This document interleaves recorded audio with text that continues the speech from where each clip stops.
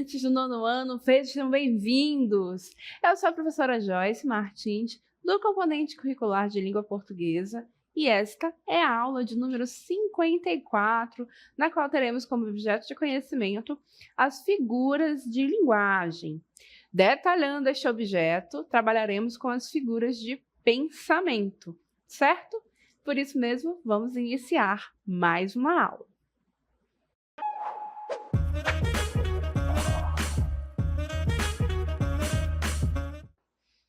Então, pessoal, as figuras de linguagem são mecanismos que auxiliam nesse processo de realçar a expressividade de um texto, seja ele escrito, um texto oral, mas o objetivo é justamente contribuir com o estilo, com uma forma diferente, vamos dizer assim, que foge daquela que é a cotidiana e aumenta a expressividade, aumenta ali os sentidos, vamos dizer, de certa forma, realça aquelas significações que queremos gerar, sempre com foco no processo de que é a busca por uma expressão fora do comum, vamos dizer assim, fora do padrão normalmente utilizado no nosso cotidiano, correto?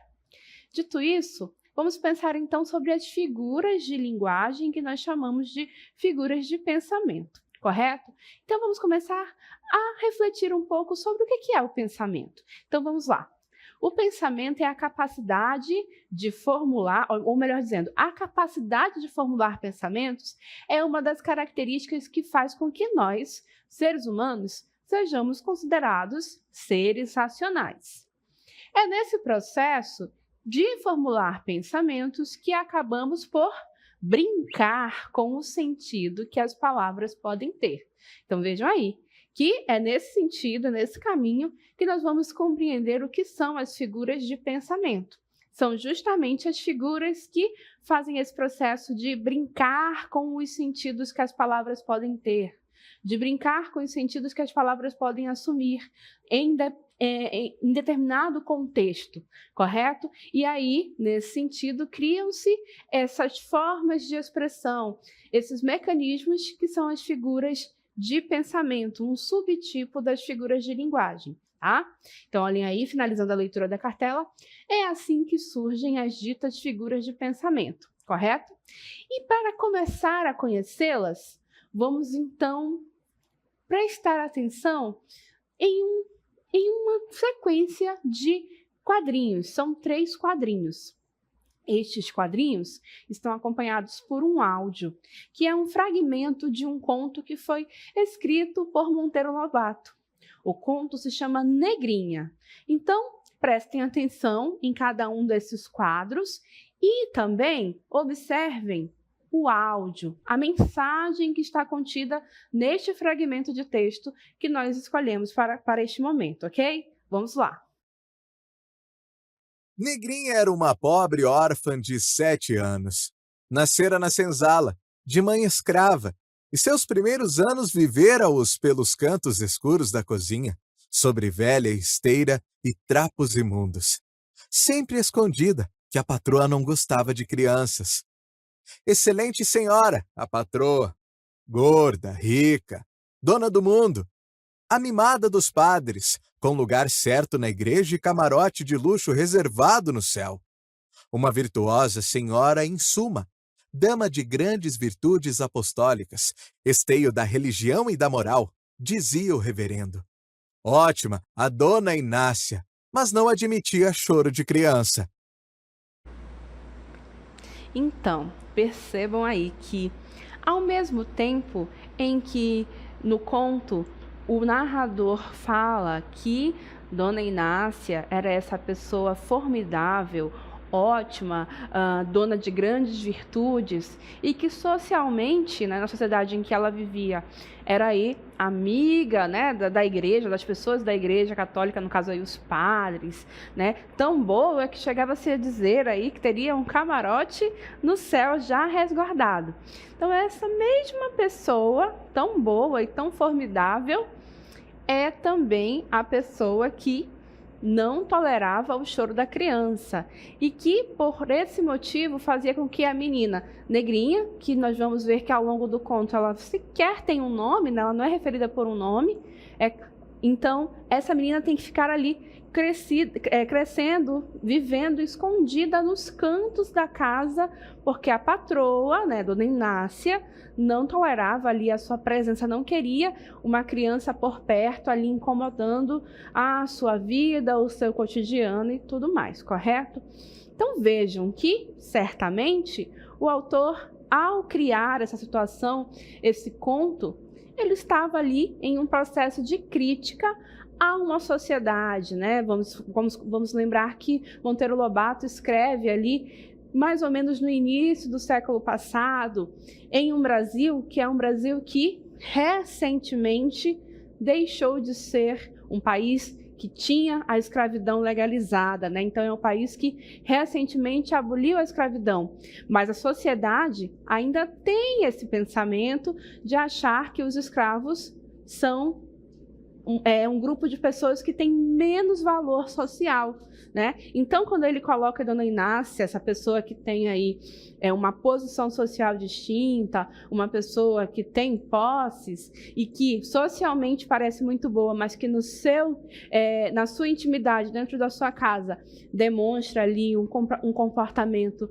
ruim com uma criança que é aí filha de escravos e tudo mais, ele quer buscar ali fazer uma crítica social, crítica àquela sociedade.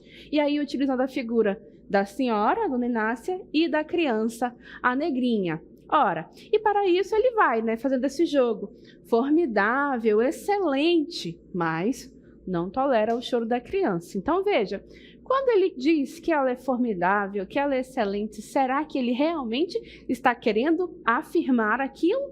Ou ele está evidenciando essa suposta qualidade para, na verdade, demonstrar que ela é o oposto, correto? Então, certamente é isso, né? Ele dá a ela uma característica que não é a verdadeira, ou para fazer com que pareça absurdo e evidencie o que de fato ela é, correto? Então, esse processo é o que nós chamamos de ironia. Então, vamos lá. Ocorre ironia quando se afirma o contrário daquilo que realmente se quer afirmar, daquilo que realmente se quer dizer. E é uma figura de linguagem, uma figura de pensamento, que geralmente é empregada com a intenção da crítica social, que é o que a gente observa a partir do contexto do qual o conto Negrinha foi escrito, não é? A intenção da crítica social e, obviamente, necessita de contexto para ser identificada. Ora, se eu não tivesse aqui compartilhado com vocês o contexto do qual o conto Negrinha foi escrito, o período, a questão de ser numa sociedade que deixou de ser escravocrata, certamente vocês não perceberiam que temos ali uma ironia. Vocês poderiam interpretar de outras formas esse fragmento de texto que nós selecionamos. Então vejam que, de fato, para que eu perceba uma ironia num texto, em uma fala, eu preciso do contexto, preciso da situação, correto? Ora, quem nunca aqui, ao fazer alguma arte, algo que poderia desagradar ali os mais velhos, o seu responsável, sua avó, seu avô, enfim, a pessoa que ali é responsável por você, aí aquela pessoa vai ali chamar a sua atenção e diz: muito bonito, é isso que você fez. Na verdade, ela quer dizer o oposto. Não foi bonito o que você fez. Mas vejam, eu preciso de todo um contexto para compreender que aquilo ali era uma ironia e não propriamente uma fala literal. Então, para que eu compreenda o que é a ironia, eu preciso dessa referenciação contextual, correto? A ironia foi, portanto, nossa primeira figura de pensamento. Vamos adiante, porque agora nós vamos conhecer o eufemismo. E o eufemismo, ele vai se caracterizar justamente por ser uma figura de linguagem que aparece para suavizar uma mensagem que socialmente é considerada pesada ou então porque aborda algum tema que seja tabu, um tabu social. Então, o eufemismo é utilizado, é empregado justamente nesse processo de tentar tornar aquela mensagem mais polida, uma mensagem mais, vamos dizer assim, mais leve, mais suave, porque é uma mensagem que traz um conteúdo que é mais pesado, vamos dizer assim. Então, por exemplo, nós temos na próxima cartela estas 3 frases, vamos colocar aí. Enriqueceu por meios ilícitos, desprovido de beleza, omitiu a verdade. Estas 3 frases estão aí justamente fazendo eufemismo. São eufemismos que nós podemos empregar no nosso cotidiano. Por quê? Ora, porque elas são eufemismos para mensagens que são mais diretas e mais pesadas. Na próxima tela, vamos lá, então. Quando alguém fala que alguém enriqueceu por meios ilícitos, nada mais quer dizer que aquela pessoa roubou, não é mesmo? Mas concorda que dizer roubou é algo que é mais pesado, mais direto, pode ser uma acusação muito forte e se porventura você não tem como provar, pode lhe acarretar problemas. Então, você vai e utiliza ali uma mensagem suavizada. Enriqueceu por meios ilícitos. A mesma coisa, dizer que alguém é feio. Ora, é pesado, né? Enfim, o conceito de beleza, de algo que é belo, é muito particular, não é mesmo? Então, você chegar para alguém ou falar de alguém e dizer, ele é feio, é muito taxativo. Então, você, de repente, porque não quer ofender ou não quer parecer assim alguém que está julgando, diz, aquela pessoa está desprovida de beleza, porque a roupa não ficou legal, ou o penteado não está tão bacana assim, enfim. E quando, na verdade, você quer dizer que alguém mentiu, né? Aquela pessoa não está falando a verdade, está mentindo. Mas, novamente, é muito taxativo, aí você não tem como provar, então você pode, de maneira, usando um eufemismo, ir e dizer que aquela pessoa, na verdade, omitiu a verdade. Então, você suaviza os sentidos. É muito comum também a presença de eufemismos naquele processo de dizer, por exemplo, a mensagem da morte, né? Informar que alguém morreu. Então você vai e diz que a pessoa descansou, que a pessoa partiu desta para melhor. Enfim, há tantas e tantas frases para se referir à morte, justamente porque a morte é também, na nossa sociedade, né, uma mensagem, uma informação que é considerada pesada, tabu social e assim por diante. Então, utilizam-se muitos eufemismos em lugar de dizer alguém morreu, correto? Então, o eufemismo é também uma figura de pensamento. Ao lado do eufemismo e da ironia, que nós já conhecemos, temos uma outra figura que nós podemos dizer que é, de certa forma, o inverso. Enquanto que o eufemismo suaviza, né, deixa ali mais leve uma mensagem que é pesada, a hipérbole, que é a próxima que a gente vai conhecer, faz o oposto. A hipérbole, ela carrega, ela exagera na mensagem, é isso mesmo. Então, a hipérbole ocorre quando uma mensagem é transmitida de forma engrandecida, exagerada. Ora, voltando aqui comigo rapidinho. Quem nunca, ao dizer, você está cansado? Nossa, andei tanto, estou morto. Ora, essa expressão é literal? Certamente não, mas isso quer dizer que você está tão cansado, que está se sentindo fraco, e ali, para exagerar, você vai dizer está morto, né? Então, você usa do exagero. Ou então, alguém que, né, vamos dizer ali, seu responsável, sua mãe, seu pai, avó, enfim, diz assim, já lhe deu a ordem 1, 2, 3 vezes e você não cumpriu. Aí ele vai e diz, olha, eu já falei 1000 vezes para você fazer o que eu estou mandando. Ora, será que ele falou 1000 vezes realmente? Não, não é? Ele está exagerando justamente para demonstrar que a mensagem já foi dita mais de uma vez e ele já está cansado de esperar pela tarefa cumprida. Então vejam que o eufemismo ele tem ali a sua função realmente de enfatizar e de, talvez, demonstrar a intensidade de algum sentimento, como, por exemplo, o amor, né? Em muitas músicas, poemas que falam sobre o amor, a gente vê que esse sentimento é demonstrado de forma exagerada, utilizando essas hipérboles, ok? Então, a hipérbole é o exagero, certo? Dito isso, vamos observar aí um exemplo na cartela. Por você, eu bebo o mar de canudinho e atravesso o Polo Norte de shortinho. Entro descalço no vulcão em erupção. Faço de tudo para ganhar seu coração. Ora, é alguém que está querendo provar que está apaixonado, que realmente está ali, muito disposto a fazer tudo pelo amor daquela pessoa, a fazer tudo para estar perto daquela pessoa. E olha só o que ele diz, utiliza o exagero, e mostrando, se dispondo a fazer coisas que não são possíveis, né? Mas ele se diz disposto. Então, imagina beber o mar de canudinho. O canudinho é uma coisa pequena e você vai beber o mar. Primeiro que a água do mar não é considerada algo que o ser humano possa consumir. E o mar é uma quantidade de água, né, enorme. E aí você vai beber tudo aquilo com um canudinho? É um exagero, com certeza. O Polo Norte é um lugar extremamente frio. Aí você vai atravessar esse lugar com um shortinho, uma roupa que não é adequada para um lugar tão frio. Ora, exagero também.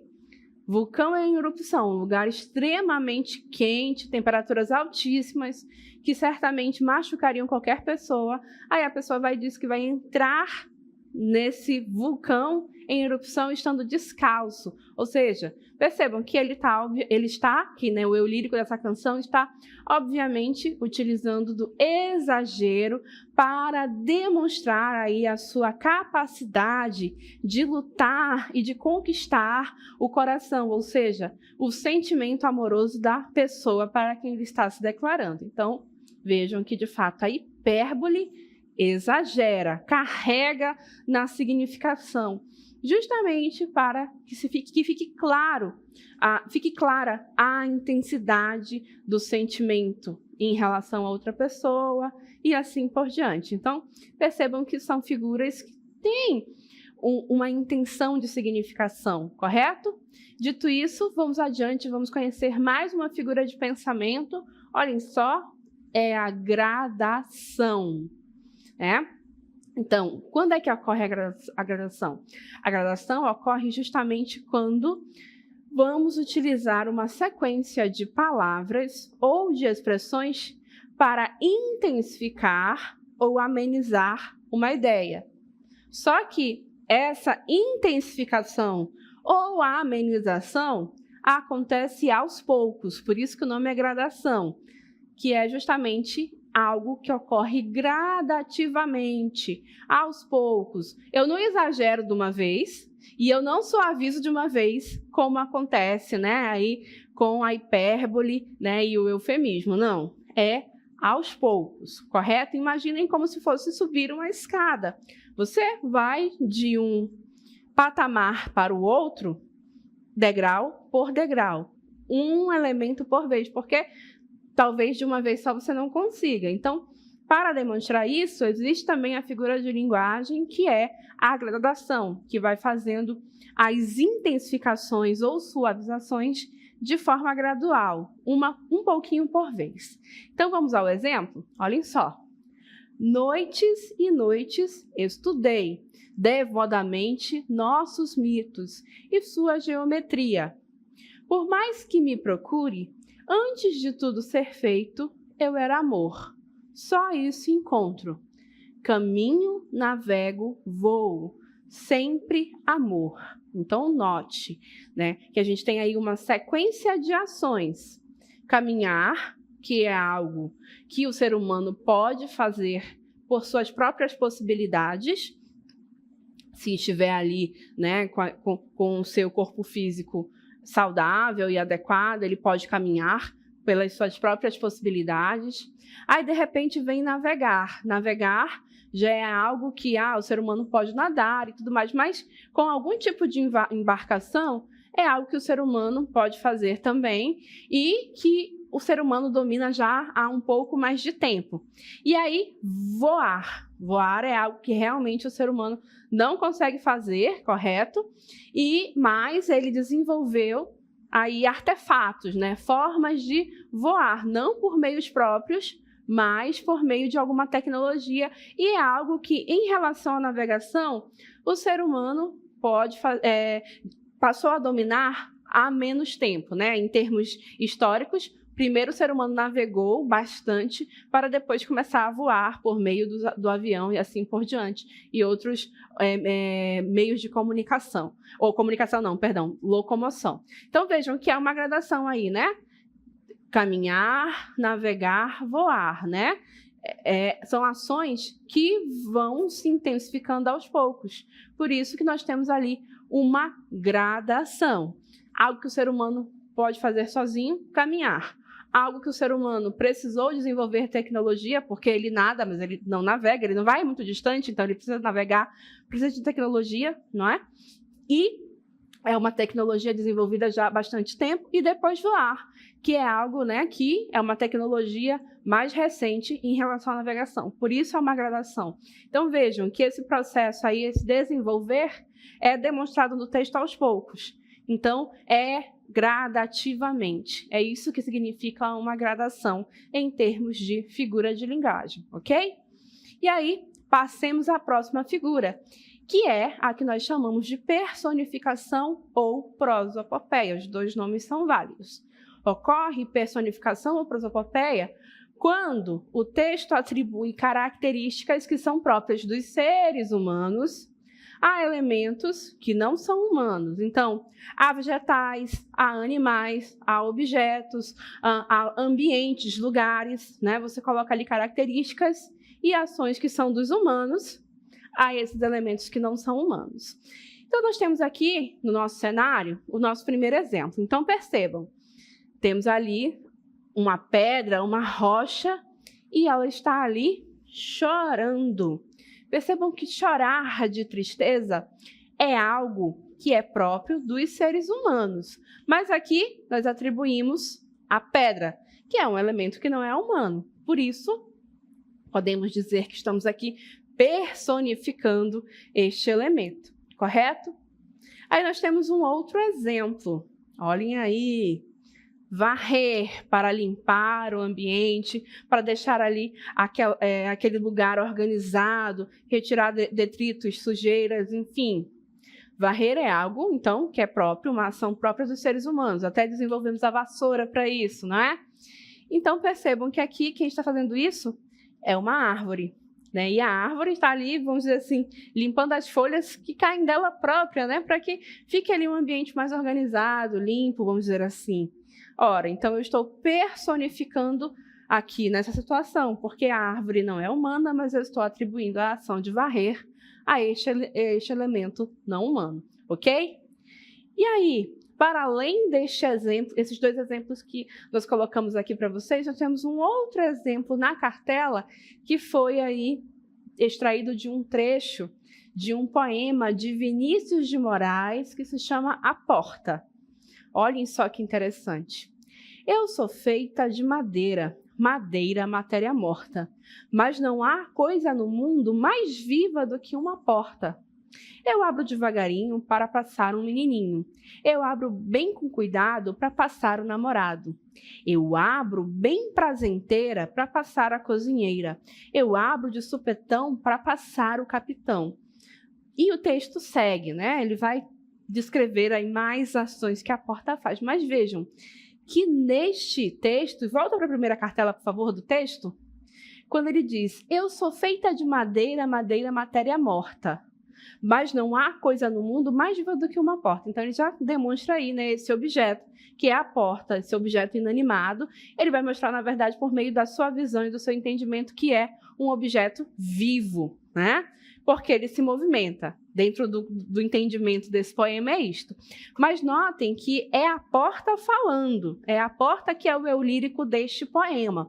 E aí a ação de abrir esta porta é colocada como algo intencional praticada pela porta, e não pela pessoa que está abrindo. É como, então, se a porta se comportasse intencionalmente como ser humano. Então, abre devagarinho, abre com cuidado. Passa adiante, por favor. Abre prazenteiro, ou seja, com prazer, né? E abre de sopetão, né?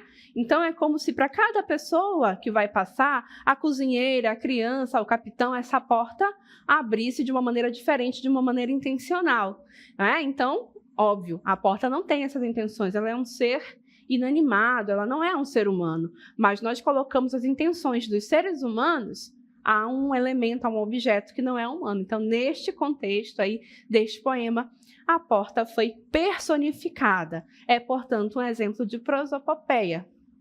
E, por fim, para finalizar esta aula, nós vamos conhecer duas figuras de palavra, ou melhor, de pensamento, perdão, ao mesmo tempo. Porque elas têm uma aproximação de significação, mas tem diferença. E aí a gente vai conhecer ao mesmo tempo para ficar melhor de distinguir uma da outra. Então, olhem só. Temos a antítese e o paradoxo, ok?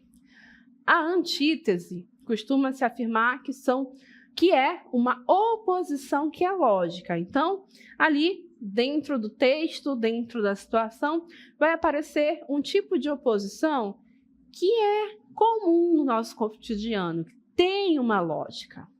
Porém, volta a cartela, por favor.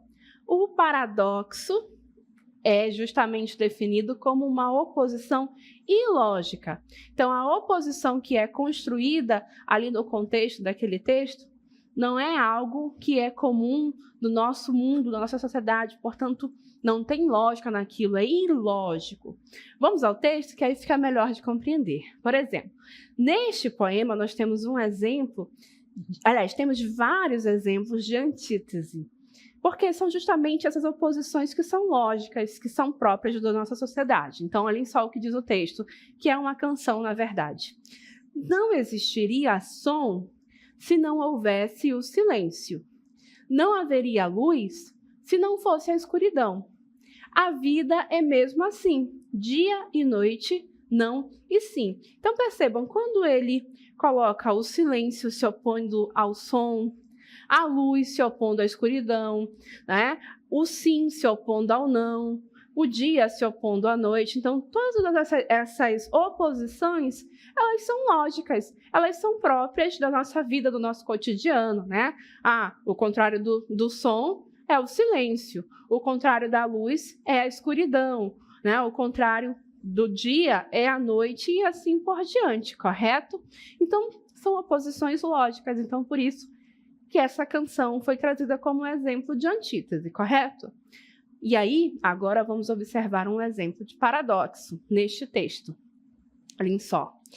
Era ele que erguia casas onde antes só havia chão.